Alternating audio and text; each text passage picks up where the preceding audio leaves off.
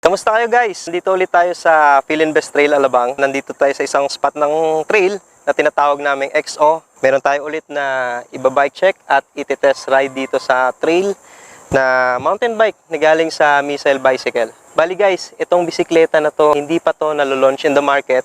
So bali, dito sa video natin, dito nyo palang makikita itong bisikleta na to. Kasi tayo, nabigyan tayo ng chance ni Missile Bicycle na tayo yung unang mag-bike check nito at maitry ito dito sa Philinvest Trail. So, bali ang gagawin natin, itatry natin dito, then after pag-usapan natin lahat tungkol dito sa bisikleta, pati pyesa, at saka kung ano yung input ko habang niride ko dito sa trail. Simulan na natin.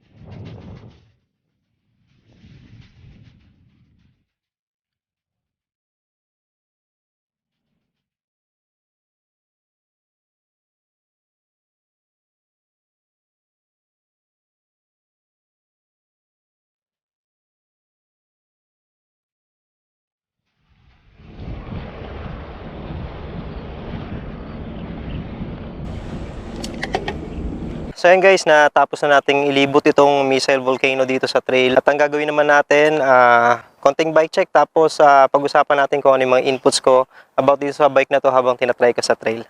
Tara! So guys, ito nga pala yung Missile Volcano. Yung frame nito is carbon. Size na nandito sa akin ngayon is size 15 inches.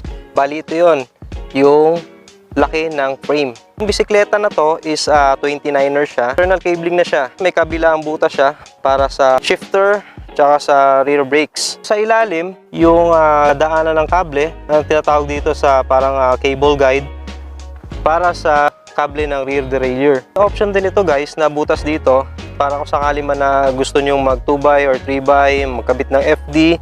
Ito yung lusutan ng kable para sa front derailleur. Specific na pwede nyong gamitin na FD dito is side swing. Pwede din naman siyang yung tinatawag natin na down pull. Ayan, may lusutan din dito na kable.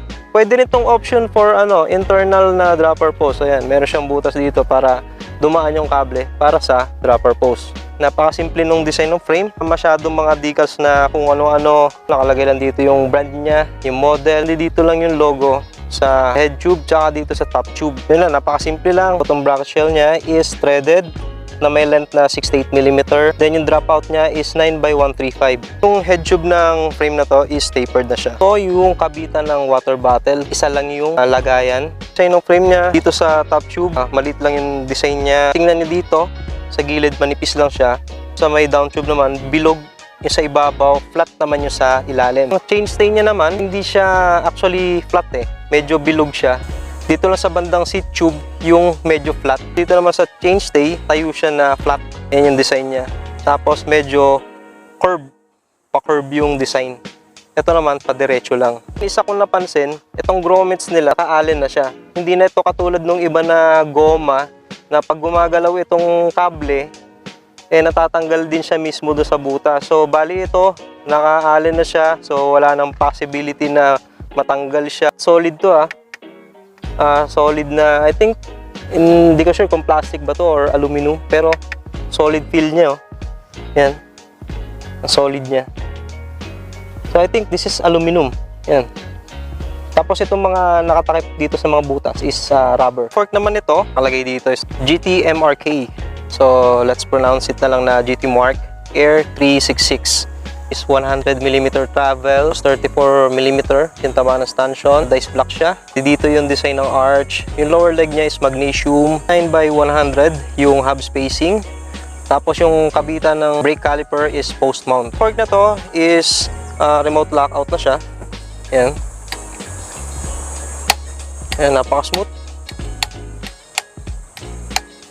Then, air suspension na ito. Dito nyo ilalagay yung hangin ng fork. Check natin kung mayroon ba ditong parang yung guide. Kadalasan ko kasi nakikita sa mga fork yun yung rider's weight guide. So dito wala naman ako nakita. Tapos wala pa itong rebound yung fork na to. Check naman natin yung wheel set na nakakabit dito sa Missile Volcano. Nung tinatry ko tong bisikleta na to dito sa trail, napakatining nung nung hubs niya. So bali itong hubs pala nito na nakakabit dito is Novatec na siya. So ayan, Novatec. So bali chinek ko ito, binuksan ko, tapos chinek ko kung seal bearing siya. So yun, seal bearing siya. Yung bearing na nakakabit dito, kahit saan nyo pwede nyo mabili. Bearing na nakakabit dito is 6002 RS. Saka basic nyan. Kahit sa Shopee meron yan, makakabili kayo nyan. So ito rin yung edge nitong built na to ng Missile Volcano kasi seal bearing na yung hubs niya. So yan, napaka-solid niyan. Niya is aluminum na double wall. Maxi space naman yung gulong niya. Kaya nito is Tektro. Tulad nung ni-review natin na wave breaker, solid pa rin talaga. Wala akong masabi sa Tektro. Kasama na tong rotor niya is Tektro din.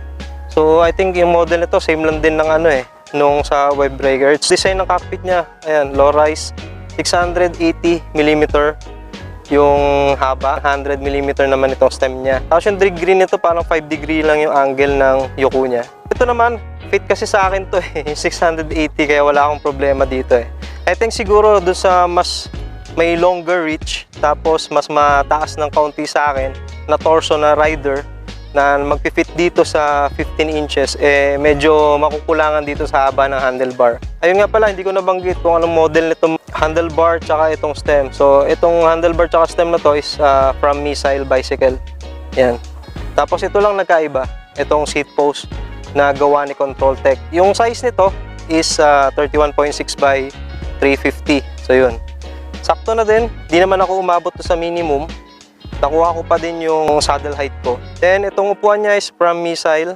Yan. Medyo hawig siya ng di ba? WTB. At same upuan din ito nung ni-review natin last time na web breaker yan. Yung railing niya is steel. Itong grip niya naman, kabilaan na may lock yan. Kung gagamitin mo ito sa trail, hindi ka problema dito na iikot to ng katagalan kasi may lock na siya. So, wala kang magiging problema dito guys. So okay na okay yan. Usapan naman natin yung isa sa mga bentahe ng bisikleta na to. Actually, ito talaga yung bentahe ng bisikleta na to. Yung group set niya. So ito naka 5100 na 11 speed. Shifter. Tapos yung crank niya, Shimano Diore 5100 din ito. So bali yung chain link nito is 32. Tapos yung crank arm length nito is 170mm. Yung chain niya, Shimano Diore 5100 din yan. RD. Pati yung cogs niya 751. So yan, napakasulit na sulit niyan. Wala ka nang iisipin pa dyan. At the same time, ang liit din nung crank niya. So trail specific talaga yung design na to. Inikot ko dito sa Philin Best Trail, wala akong naging problema dito. Kung baga hindi ako nabitin. Ito lang, medyo bitin lang ako dito sa flats kasi 32 siya. Usapan naman natin ang konting input ko dito sa bisikleta na to. First time ko makapag-demo ulit ng carbon. Nanibago ako eh. Yung aluminum parang mas stiffer siya eh, feeling ko Kasi yun yung madalas ko nagagamit dito sa trail. Ito may ramdaman ako na medyo flex siya. Nandoon yung nandoon yung comfort. Hindi lang naman na dahil sa dito sa upuan na to dahil malambot siya. Hindi eh. May iba yung pakiramdam talaga pag nagra-ride ka ng carbon eh. Nandoon talaga number one yung kahit tumagal ka na umupo, may comfort na kaunti na nararamdaman mo. Unlike dun sa stiffness na nararamdaman ko sa aluminum. Sa fork niya naman, ito, yan, yung 100 mm of travel. Wala tayong problema dito kasi hindi naman natin to mauubos dito kung dito lang natin to gagamitin sa Fill and Best Trail eh. Tsaka itong setup ng bisikleta, sakto lang naman tong 100 mm kasi cross country lang naman ito. Hubs dito sa wheel set. Napaka-smooth ng gulong sa mga lusungan. Talagang full speed ahead talaga yung naranasan ko dahil sa seal bearing na hubs na to. Hindi siya maingay guys, pero napaka-solid niyang gumulong dahil seal bearing siya. And at the same time mga guys, yung bearing nitong hubs na to, napakadaling hanapin ito tulad ng sabi ko kanina. Sa mga bike shop, sa auto shop, sa Shopee meron to. Laking tulong ng remote lockout na to tuwing may mga akyat na di naman kailangan ng suspension eh. Nalalako agad siya eh. So ito, napaka-convenient nito sa trail talaga. Then sa group set niya naman, syempre guys, Shimano to eh. Ibang-iba to doon sa mga usual na nagagamit ko katulad dun sa group set ni Unity, group set ni Cherry, ibang-iba. Sa shifting pa lang ang tahimik, napaka-smooth. Tapos kahit alternate shifting, okay na okay, hindi nagbabago yung yung performance niya. Napansin ko lang dito, kasi medyo naiilang lang ako dito sa upuan eh. Sobrang lambot ng gitna niya. Hindi ko siya maupuan ng diretso pag nasa patag ako sa trail. Kasi feeling ko para siyang mabibiyak. Pero kung katagalan naman, okay naman. Siguro nanibago lang ako dahil mas sanay ako sa matigas na upuan. Ako kasi, mas prepare ko yung mas matigas na upuan kasi parang mas ramdam ko yung yung transfer ng power ng paa ko. Para sa akin yun lang yung pakiramdam ko. Pag pag alambot ng upuan, parang pag sumisipa ako, parang sumasabay din siya. So yun lang yung naging problema ko dito sa bisikleta na to, na malambot yung upuan. Pero I think siguro pag katagalan na nagagamit ko, masasanay din naman ako nito eh. So bali guys, yung weight pala ng bisikleta na to is 12.39 kilograms. So guys, sana nag-enjoy kayo ngayon sa content ni Nardo at napakilala ko sa inyo ang pinakabagong bisikleta ng Missile Bicycle.